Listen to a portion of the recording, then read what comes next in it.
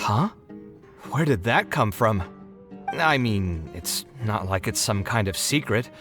You probably already know some bits and pieces of my past. My mother is also an architect. I've always adored her drawings, and when I was young, I used to sit next to her and watch her bring all kinds of buildings to life on paper. You could say my interest in architecture just naturally grew with time. Perhaps. In fact, I have also seen my mother argue with her clients, but she would always quickly find the motivation to return to her work. Unfortunately, I've barely had any contact with her since she remarried and moved abroad. Even if I wanted to ask her about her ability to stay positive after an argument, it would seem rude to barge into her life again over something as trivial as that. I did remember something else, though. When my mother left, she only carried some small personal luggage with her.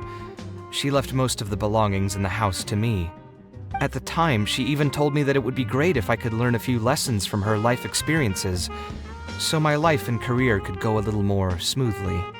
I hadn't quite come to grips with my emotions, and didn't really have it in me to go through any sentimental items, so I just packed anything with memories away in a box and haven't reopened it since.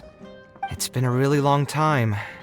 Now that so many years have passed, maybe I have finally developed the maturity I need to face those memories without losing my mind. Yeah, I should dig it out and take a look.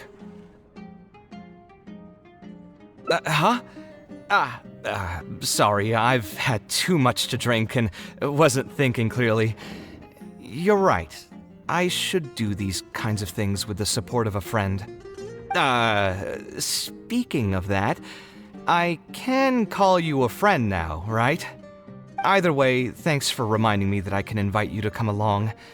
Had I just gone back by myself, it would have looked like I'm deliberately trying to keep things from you. Thinking too hard about the words is giving me a headache, so I'll just give it to you straight. Thanks to your advice, I have decided to put my current projects on pause for now, and spend some time trying to rekindle the passion for my craft. If you want to stick around and see how this will turn out, you'll be sure to encounter some bits and pieces of my past. Do you think you'd find that too boring? All right, then let's head back together. I mean, you already know where I live. Who knew that the day would come when I too would have some friends over? Let me see. I should have tidied up the place before I left the house this morning. Alhaitham shouldn't be home now either. He's usually in the records room at this time of the day. Anyway, there's no more time for drinks. I'll go take care of the bill. Alhaitham isn't in, so feel free to sit wherever. I'll bring out the box.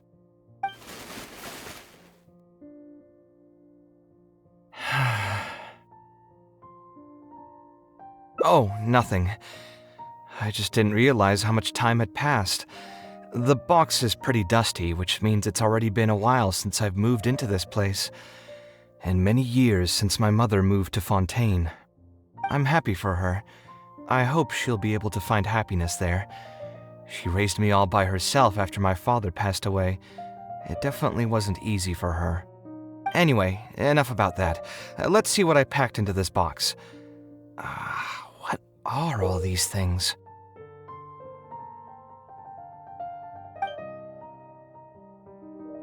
Oh, I remember now. This is a drawing I made in Port Ormos. Obviously, I wouldn't call it anything special now, but I was less than 5 years old when I made this drawing. That's more than 20 years ago. You could say it's pretty good for a child of that age. Now that I've said that out loud, I suppose I do have some level of artistic talent, right?